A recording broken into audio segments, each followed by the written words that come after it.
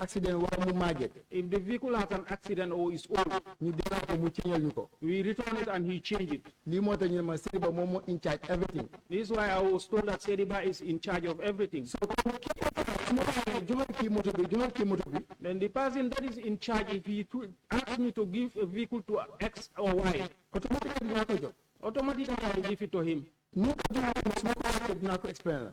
The way the vehicles were issued also, if I am asked, I will explain it. Because of amul loo xam ne que da nga fay nëbbu dara. Because there is nothing to hide here. Because of wax naa leen comme moto am moto yoo xam ne ni yooyu. Because I told you there are vehicles that yooyu leen Janneh Commission la. yooyu leen nekkul ne Janneh Commission moo ko jaay. that Janneh Commission did not sell. So moo tax may leen ne man su fekkee ñu ne man maa jaay. That is why I said, if they said I am the one who sold, maybe suma man dina fa génn. maybe my name will appear there. Because of man maa nekkoon si garage. Because I was the one at the garage. te man leen dee call joxal diw moto. And I am the one they normally call to say, give X a vehicle. Automatically suma name fu mu jar mu appear.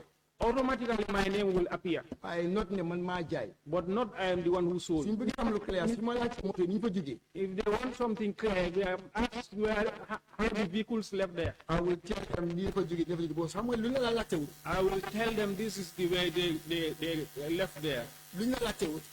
If you are not asked, doo mën a wax. you cannot say. waaye tey par exemple soo ma ne jaay la moo tax nga toog si table bi nii. But today, if you ask me, Jan, why do you sit on this chair? dina la wax la moo tax ma toog si table bi. I will tell you why did I sit here. waaye soo ma waxee. Mr. Jagne. But if you don't ask me, no, yes, ma'am. See these examples you're giving and the explanation. When I ask you to explain, I do not want you to take the committee on a merry-go-round. Okay. Like I told you, this is going to be brief. Okay. We're not going to be doing that back and forth that Okay, ma'am. you had the chance to do several times. Okay. We're not doing that today, right? Okay. The question I had asked, I'm not talking about vehicles at the time the commission was selling vehicles. Okay. Right? Or I was not talking about vehicles back in 2019 when the commission was concluding its work. Okay. I am talking about 2025. Vehicles being sold in 2025. Okay. Right? Vehicles sold for the past few months or maybe even last year. That is what I'm talking about. Okay. But the committee in its investigation, Okay. after your testimony, has found out that to this day you are still selling vehicles. That just in the past few months or this year, you have also involved in the sale of vehicles, and this is information you have that you had refused to give the committee when you appeared here several times. wiri wara bi li yep laajte wuñ ko wax bi daal dem na ñëw na yëpp li ñuy wax moo da moto yi nga xam ne yooyu lañ jaay ci time yi commission bi waxut yooyu li muy wax mooy moto yi nga xam ne 2025 lañ leen jaay wala ay weer yu néew ci gannaaw lañ leen jaay wala at ci gannaaw rek lañ leen jaay bétail bi dafa tam mu ngi wax ne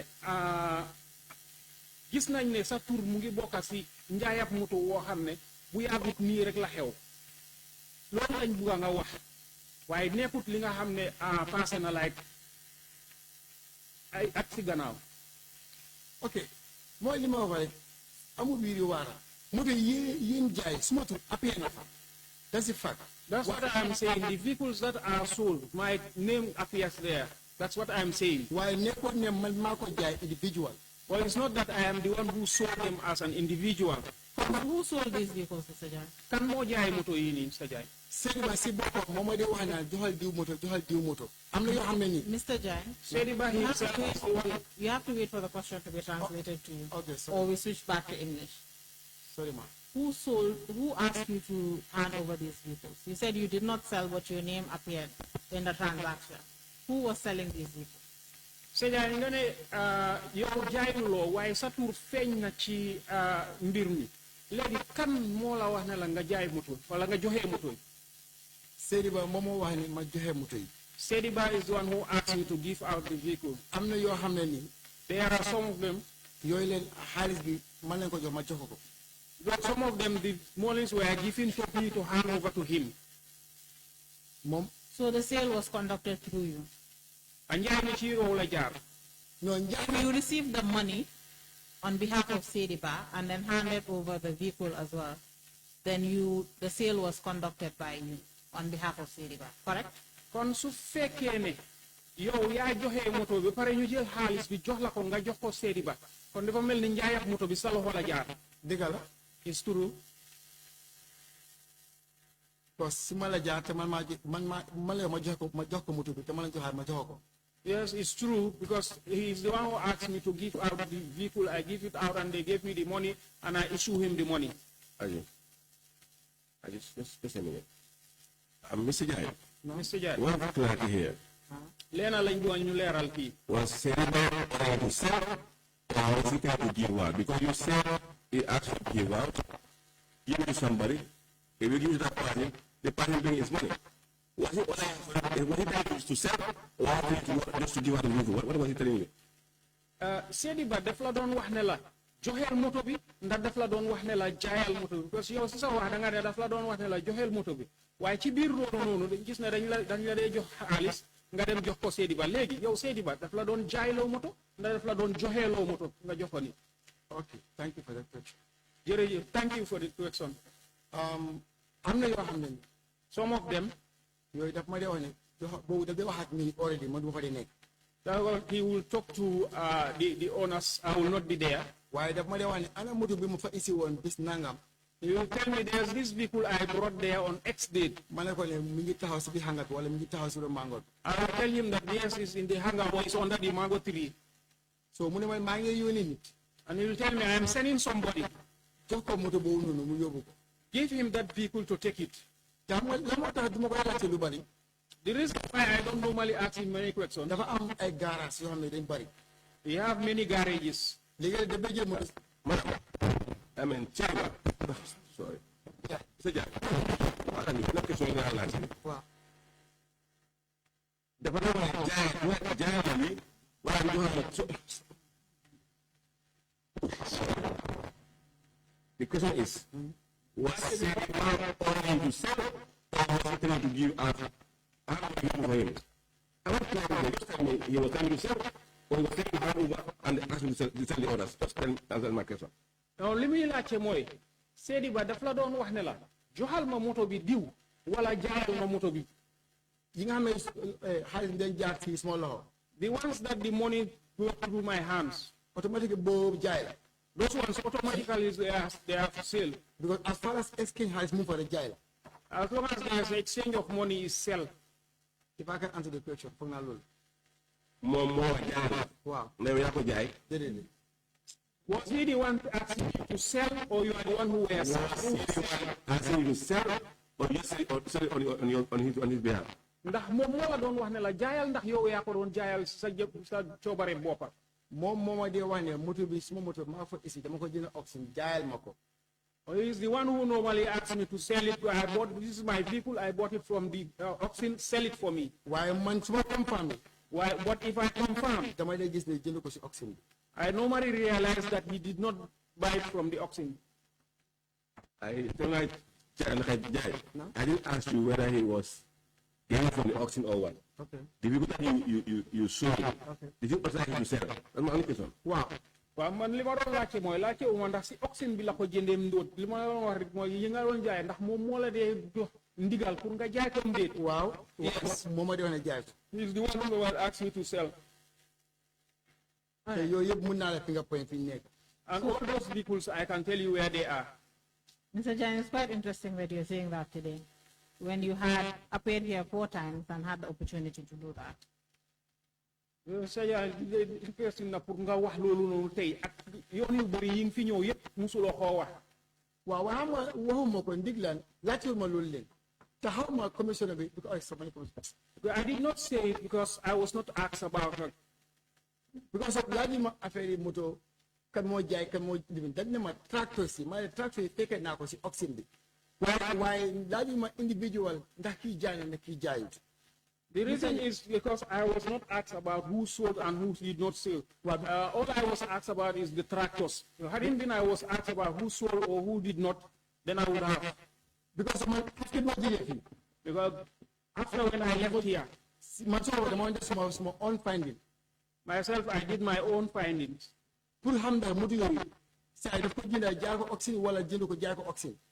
To know whether he bought those vehicles from the auction and sold them, sell them, or he did not. Because of Because some of them myself, man call some of you guys see investigation. I call some of you guys who are in the investigation team. And I direct them. Because I want up to a point that some of the vehicles that were sold with the right way. They were not sold in the right way. And those are the only people that I can call to say this is this and that. Some of the investigation people. That is some of the investigation people. Why never the man know all in it? But it's not that I am trying to hide something. Mr. Jagne, I will leave that to the chair of the committee. How many vehicles did you sell on behalf of Sediba? Saja nyata mutonga jai chi turi Mr. Sediba.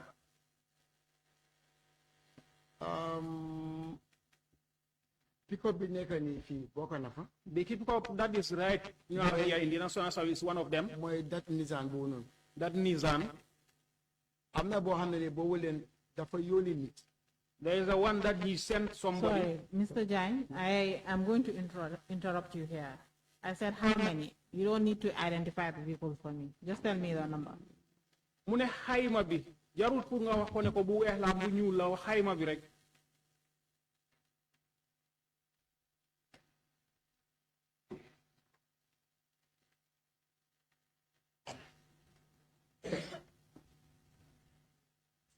The moment I recall. What I can remember. 5 or 6. If I did not forget, it's up to 5 or 6. If I did not forget. And Mr. Jagne, when you were doing these transactions for Mr. Sediba, you were fully aware that these vehicles belong to the government of the Gambia or belong to the former president? So I know bi ngay defaral li Mr. Sediba ndax yow bayon nga sa xel ne moto yi ni moto government la wala moto former president la. Lima de wax ci lool lay sukkandiku. What he normally tells me, that's what I can move with. Moy ne moto yi dama len jënon ci auction. That is, I bought these vehicles from the auction. So dama ko resell. So I am reselling them. So man lool la mëna té lool mo am. That's what I can keep. That's what happens. How much money did you collect from these buyers on behalf of Mr. Sediba? Ñaata xaalis nga jël ci jëndakat yi ni ci turi Mr. Sediba?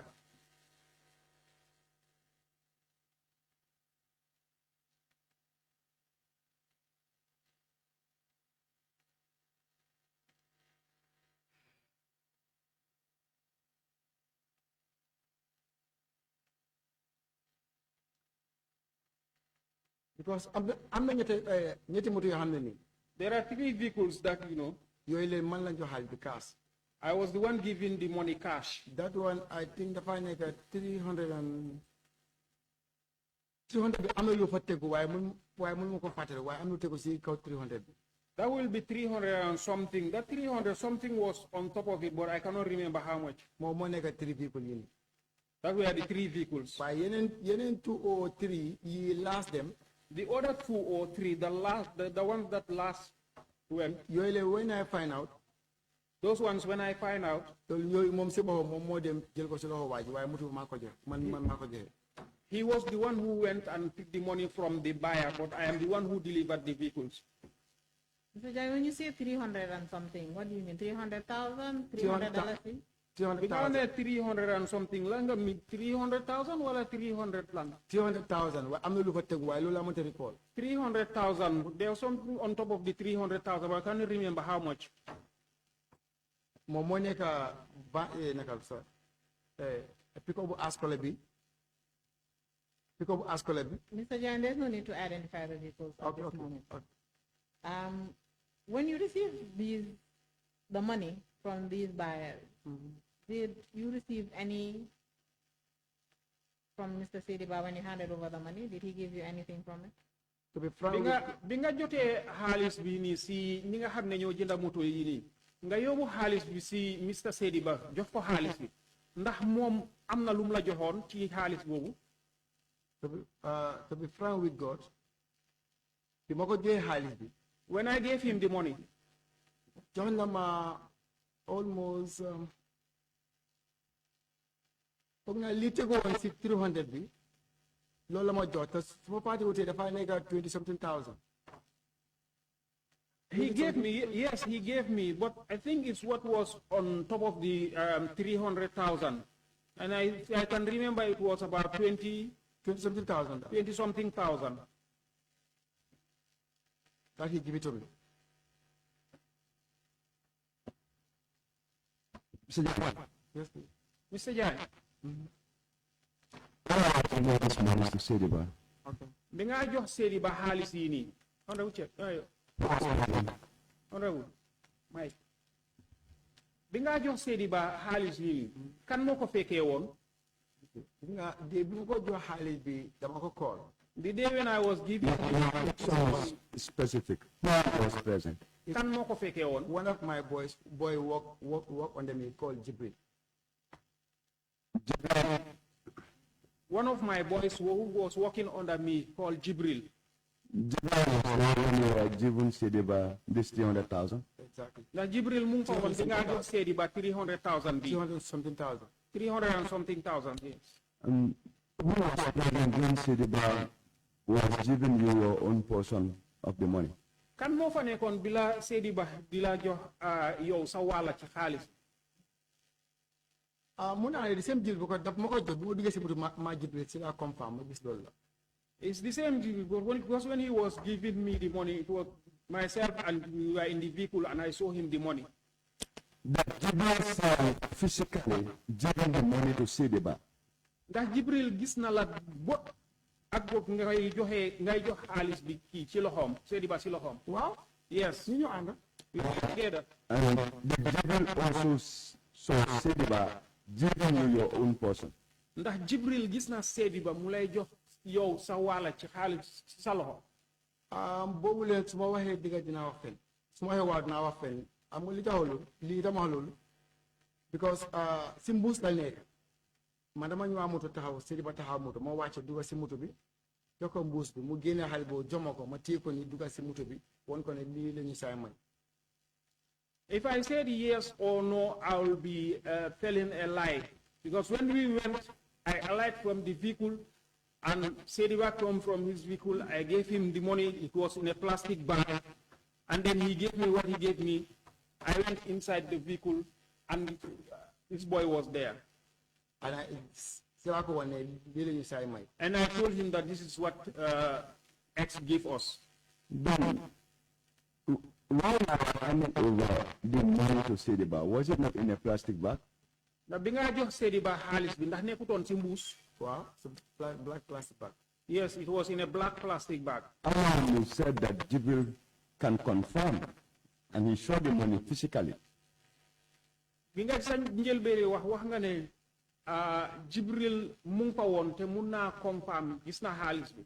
Wow. But Jibril could Yes. confirm 300,000 in a plastic bag. Why would it be difficult for him to confirm less than $20,000 that was given to you?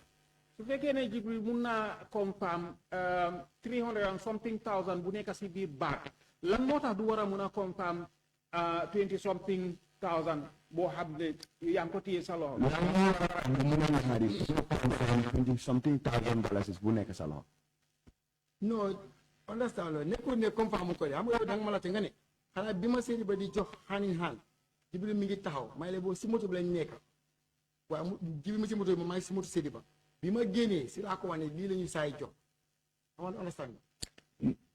It's not that he cannot confirm it. What I am saying is that when I was handing over this money to Sedi Ba, Jibril was in this vehicle and I was in another vehicle with Sedi Ba. That's where I gave him the money and he gave me my own portion and I went into our own vehicle and I told this boy that this is what Sedi Ba had given us. I understand very well. Xam naa bu baax li nga wax. You said Yow nga ne Jibril, it was like me. That's what you say, Olaf. Like, you just gave Sediba and then he gave you the other one. Which means Jibril was seeing everything. mais li nga wax ci olof mooy yaa ngi taxaw Sediba mu ngi taxaw Jibril mu ngi taxaw nga ekkati xaalis jox Sediba ekkati jox la Jibril mu ngi gis yëpp. And if Jibril was that close and he could confirm you giving to Sediba over $300,000. te su fekkee ne Jibril mu ngi leen jege ñëwoon jege boobu noonu di la gis yaa ngi jox Sediba to $300 and something thousand. But why should it be difficult? kon lan moo war a tax mu jafe. Sediba gave you your own portion at the same spot. bi nga waxee ne Sediba daf la jox yow sa waala si taxawaay bi. Why should it be difficult for Jibril not to be able to witness Sediba handing you your portion? lu tax mu war a jafe Jibril war a seede Sediba mu ngi jël xaalis boobu di la ko jox. non loolu jafewul nekkul ne gisu ko de. It's not that he did not see it. déedéet am nga dama ñëw ak sama moto man ma park. I came with my vehicle and I parked. kii tamit park ñu ngi opposite nii. Sediba also parked and we were man ma wàcce si moto bi ak plastic bag. I alighted from my vehicle with the plastic bag. man ma join ko si moto bi. I joined him in his vehicle because of moo wax ak le price moo wax price bi. because he is the one who talked with that guy the price. Man, I did not talk with him. si la this 20-something thousand. Then he removed this 20-something thousand and he gave it to me when I was in his vehicle. When I alighted from his vehicle and I entered my vehicle, Jibril did not see the plastic bag. He already knows that I have already handed over the money. The money that I was having in my hand, that's the one he saw. And I told him that this is what he gave me. Why one question, Mr. Jammeh, and you please let the response be short. Okay. Now I'm being a lecture, why not on to be got? Okay. According to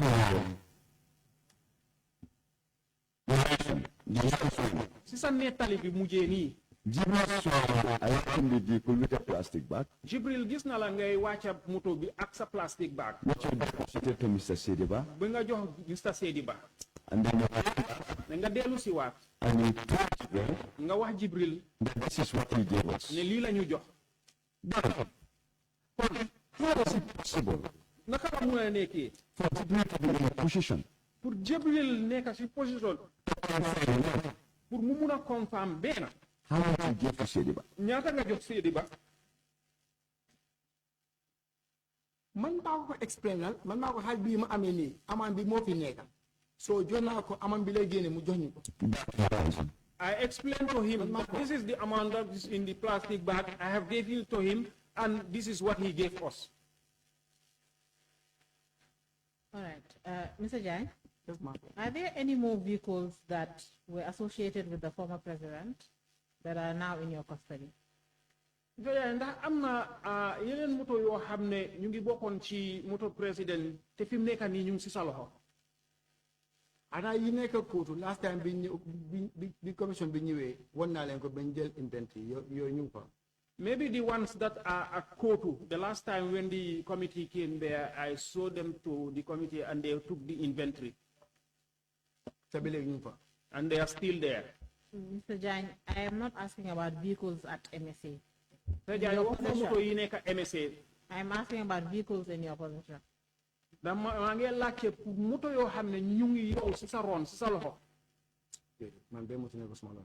No, there is no vehicle under my custody.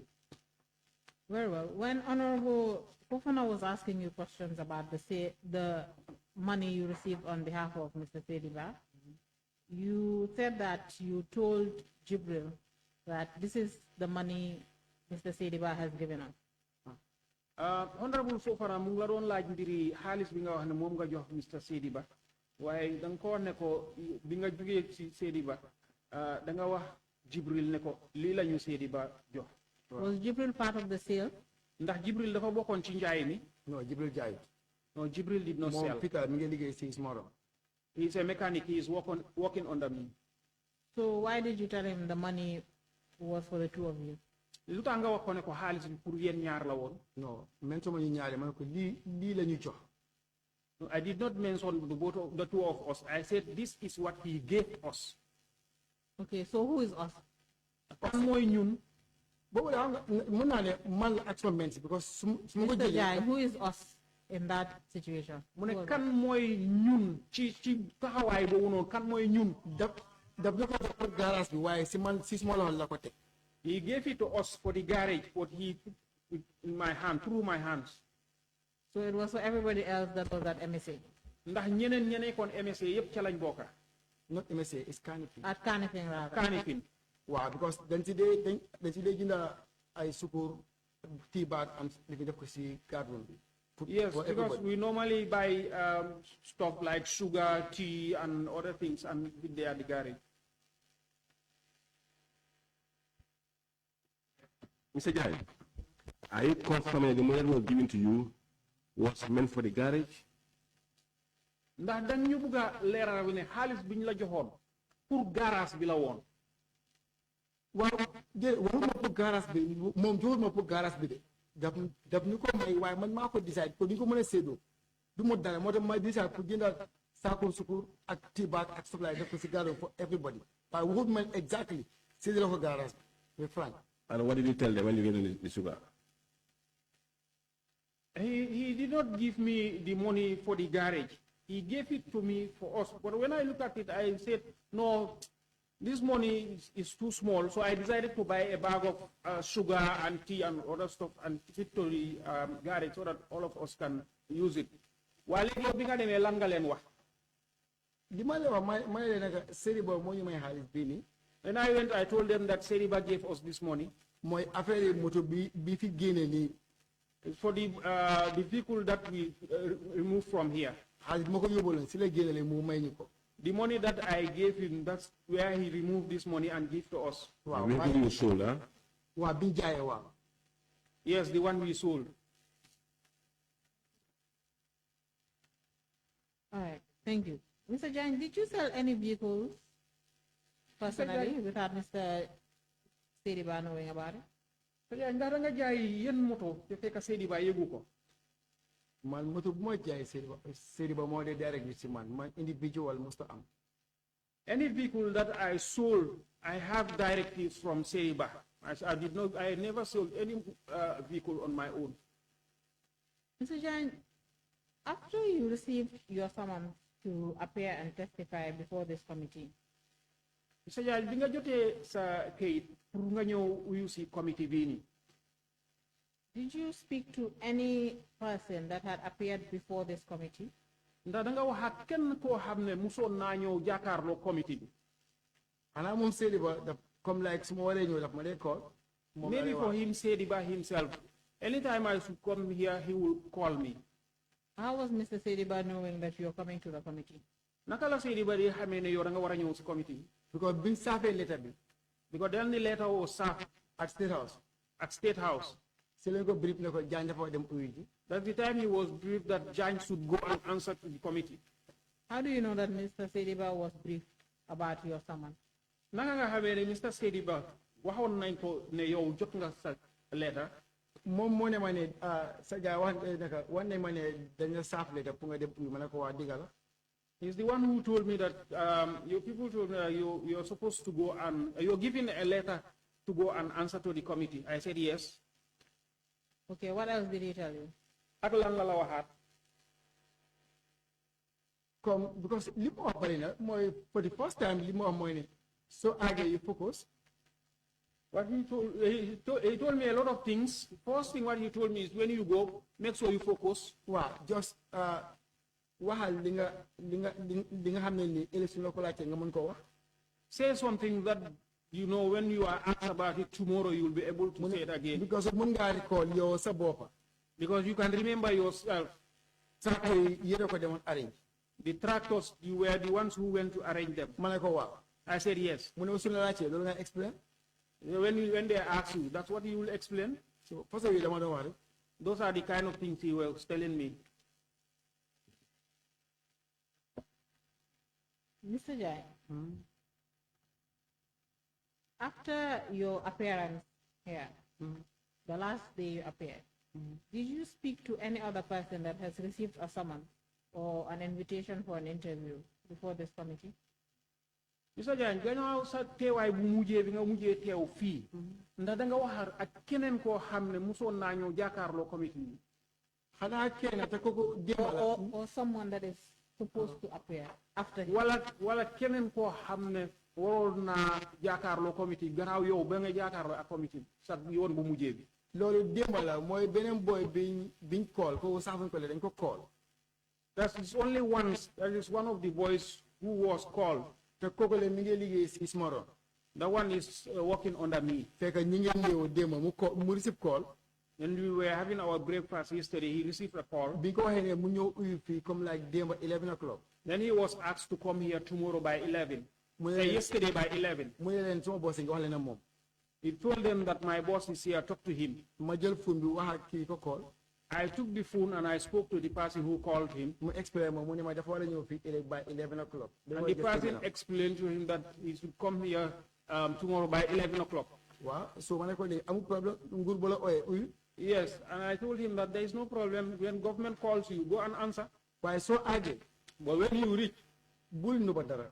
don't hide anything. su la laajte because moom fekkee ne boss yeeg yooyu ma ne ko bu la laajte affaire yi affaire de Kalifa stafula fekkee ne moto yi bi ñu ko génne from Kanifing ñu ne dañ ko yóbbu police gars yi because ñu ànduñoo gars yi ndax àggul ñu xamul si dara ma ne ko soo àggee bu la laajte loolu leen wax leen exactly ñaata moto lañ fi jëlee ak kan ma ko jël. When anything they ask you, don't hide. Because they ask you about the vehicles. I know when they are taking the vehicles here, they take them here, but they were taking them to police. But whether they reach there or they don't reach there, I don't know. But whatever they ask you that you know about the vehicles, say don't hide anything. That's the only person I spoke to. What is the name of this person? Sergeant Barabari. Sergeant? Barabari. Sergeant Barabari. Mom jëmalen ko call fekk may toga mom. He was called yesterday when I was sitting with him. Why su passé ko wax ma kenn. Apart from that, I didn't talk to anybody. Mr. Jagne, you said Mr. Barry did not receive any summon. Mr. Barry received Ben summon. Now I'm. Then go call game sis makana. Oh. He was called yesterday in my presence. Why gisuma any summon letter? Why I didn't see any summon letter. Now I'm asking you about people that have received invitations or summons before from this committee. Léegi maa nga laaj pour ñoo xam ne dañ receive invitation wala summons pour ñëw fii. Wa am na tamit keneen ku receive ko sis moron la moo nekk. There is another person that one also is under me. Fekk mi ngi Mankamakunda ñu ko wax Sute Jammeh. He was at Mankamakunda. He is called Sute Jammeh. Si la ma call mu ne ma ne oga dañ ma jox summon letter de. He called me to say, Oga, I was given a summon letter. Why Wednesday now? And they said Wednesday I should go and answer. Try by all means, so I'm going to pass, my pass, the next one, you know the right time. So 11, 9 o'clock. He told him that try by all means and come. If you don't have money, I will send you money. If they tell you 11, make sure 9 o'clock you are there. That's what I spoke to him. So, Mr. Jagne, why is it that when I asked you the first time, you said you only spoke to one person? Mr. Jagne, lan moo tax bi ma la laajee njël beneen laajte nga ne yow benn nit rek nga waxal. Why? Because my ñëw at the time, because you're liggéey si modern, te ñoo leen staff. Yes, because I was talking at the time. Those are the people that are working under me and they are staff. Because buguma ros ma waxal loo xam ne nekk ko moo tax may fusuma time fusuma laajte ma tontu la. Because I don't want to rush and I tell you something that is not there. This is why I'm taking my time to tell you. Mr. Jagne, you know, there's something the committee does not have. It's time. We don't have time. Okay. So ndax xam nga ne committee am na leen loo xam ne amuñ ko mooy time amuñ ko. So if I ask you a question, or if anyone asks you a question, just provide the answer. No need to be breaking it down or giving us explanations that are not necessary. su ma la laajtee li ñu la laajte wala bul la di keneen lu mu la munti laajte bul nekk di wiiri waara demal nga wax li ci nekk yëpp. Thank you.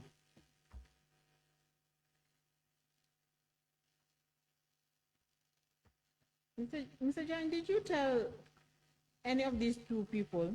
The first person, you said his name is Mr. Barry. Yes. Mr. Barry la tuda. Mr. Barry and Mr. Jammeh, did you ever tell them what to say to this committee or not? Mr. Barry ak ndax da nga wax ak kenn ci ñoom lu mu war a wax fii.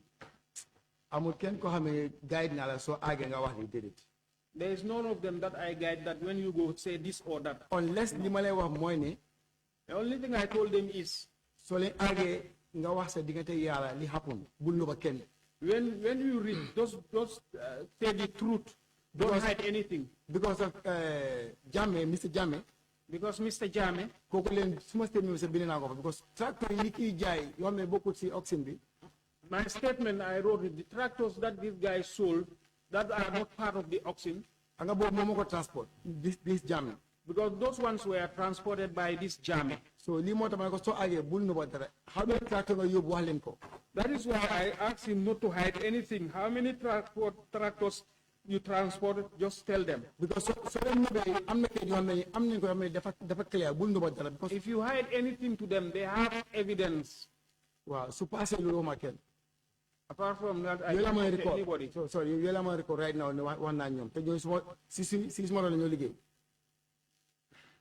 Those are the ones that I spoke to, and those people are working under me. Mr. Jagne, you know, this is your 5th time appearing before this committee. So yeah, I'm gonna be more sa juróomeeli yoon ngay ñëw jàkkaarloo committee bi. Dëgg la. Yes, it's true. Every single time, te waxtu bu nekk when you come before this committee, when you appear before this committee, boo ñëwee jàkkaarloo committee bi you are not honest with the committee. doo dee déggu si ñoom. You don't want to tell the committee everything you know. doo dee bëgg a wax committee No, bi. Mr. Jagne, I'm not inviting. non dégguma foofu loolu laa bëgg mu clair. Okay, you doo can dee come déggu to doo the dee déggu si committee bi. doo dee bëgg a wax lépp. Yes. You don't tell the committee everything you know, doo dee wax committee bi lépp li nga xam. and you've been trying to hide information from this committee. te yaa ngi jéem a noba information committee bi. And even going further to speaking to other witnesses that are supposed to appear before this committee. emuloo si loolu sax ngay continuer di wax ak yeneen witness yoo xam ne ñu ngi war a ñëw pour wax ak committee bi. The committee in its investigation, committee bi seen gestu bi. we have found that, or the committee has found that, committee bi dem nañ ba gis ne. you have been selling vehicles that are identified by the Janneh Commission or vehicles that are associated with the former president. yaa ngi jaay moto yoo xam ne Janneh Commission ñoo leen identify wala moto yoo xam ne ñu ngi bokk ak ci moto former president. And this is something you should have told the committee, te lii leen la loo xam ne da nga ko waroon a wax committee bi. because you've had ample time to tell the committee. nga amoon nga waxtu bu bëri pour wax ko committee. And you failed to do so, nga ñàkk koo def. knowing fully well that you are invited here to say everything that you know in relation to the assets of the former president identified by the Janneh Commission. te xam nga bu baax ne li tax nga ñëw fii nii pour nga wax li nga xam ci mbiri bagage yi nga xam ne yooyu la Janneh Commission identify ak yi nga xam ne yooyu ñooy former president. And when you came here the first time, te bi nga ñëwee fii sa njëlbeeni yoon. the chair had read a statement to you.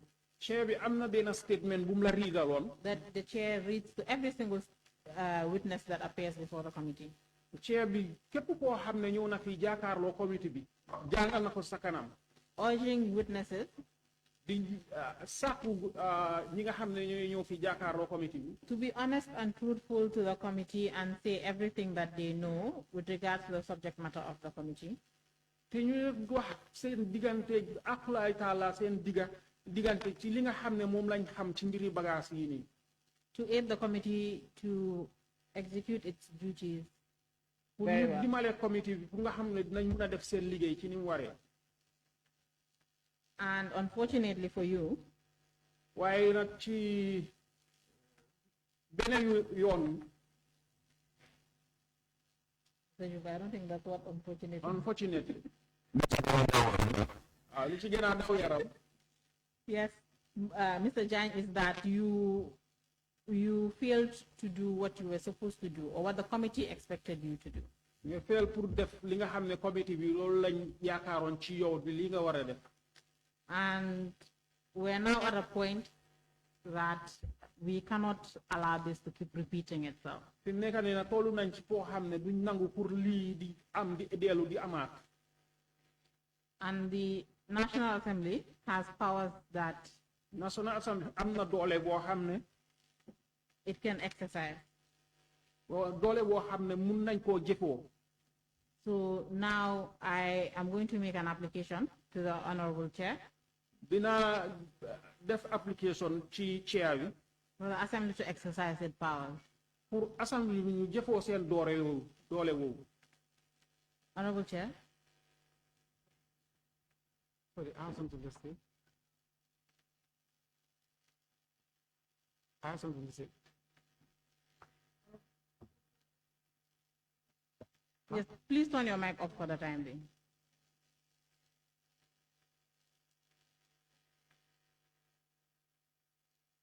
So, Honorable Chair, I have an application to make, and it seems the witness wants to say something, but I'd suggest that I make my application first, and then the witness can say anything he wants to say to the chair, if the chair would allow.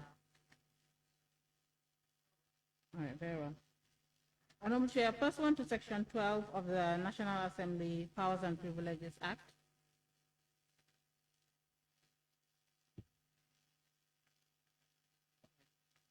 apologies. Honorable Chair, pursuant to Sections 109 and 110 of the Constitution of the Republic of the Gambia, 1997 Constitution, and the National Assembly Powers and Privileges Act, and Orders 102 and 140 of the Standing Orders of the National Assembly, I am making an application for the Sergeant of Arms or Sergeant at Arms of this National Assembly to arrest Mr. Adama Jagne for violating Section 12 of the Section 12 of the National Assembly Powers and Privileges Act and all these other laws that I have mentioned in the beginning, and then be cited for contempt of the National Assembly by concealing information, deliberately tampering with witnesses, after having the chance severally to correct the record or be honest and truthful to the National Assembly and this committee. This is my application, Honorable Chair. Thank you, Council. Thank you, Council. Sergeant Jagne? Granted, application granted, Council. Sergeant, do you have anything to say before we... saa yi ñu wax am nga dara loo bëgg a wax balaa ñoo continue.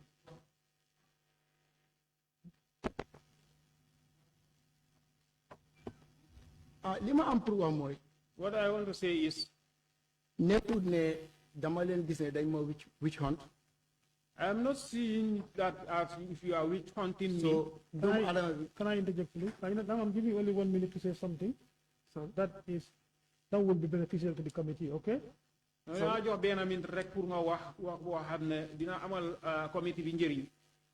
De fi mu nekk nii man awma dara lu ma lu dul as far as appel du mën a exist. So I'm here with you guys. Whatever you guys did, I'm with you guys. I have nothing to say. The only thing I can say is as long as it has happened, I'm with you people. Whatever you said, I'm with you. They sell me out. Let me take it out. All right. Thank you so very much, Council. Thank you, honorable members of the committee.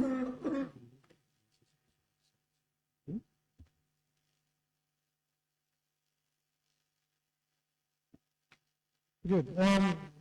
Thank you, honorable members of the committee and our investigation team, staffs of the National Assembly are present. Council application granted and pursuant to Section 109 and 110 of the Constitution of the Republic of the Gambia, the 1997 Constitution, and the National Assembly Powers and Privileges Act, and Order 102 and 140 of the Standing Orders of the National Assembly, I hereby order as follows: that the Sergeant at Arms of the National Assembly shall forthwith arrest Sergeant Adama Jagne and drive and deliver him to the custody of the Gambia Armed Forces, the military police, for further investigation and detention pending his appearance before this committee. Pursuant to Section 102, Section 12 of the National Assembly Powers and Privileges Act, the Honorable Minister, Attorney General, and Minister for Justice is hereby notified of this order and is directed to take all unnecessary steps to initiate criminal proceeding against Sergeant Adama Jagne for contempt of the National Assembly.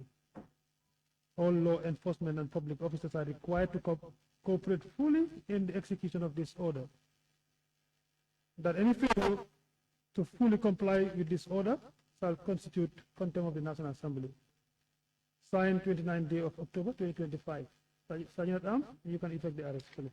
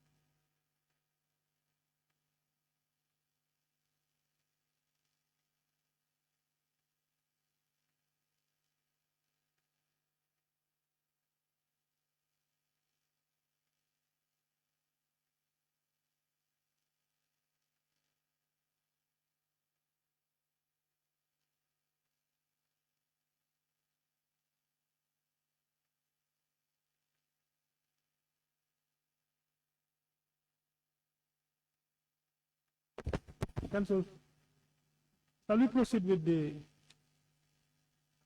witnesses for today? If you're still online, can you help us to?